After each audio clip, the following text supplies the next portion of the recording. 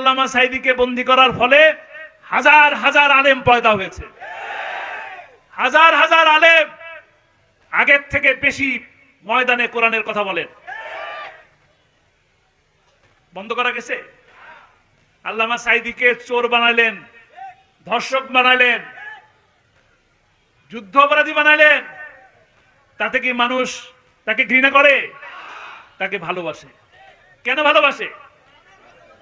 তাকে ভালোবাসে কোরআনের জন্য। কোরআনের জন্য তার এই সম্মান, এই মর্যাদা। কোরআনের জন্য তাকে এইরকম মানুষ ভালোবাসে।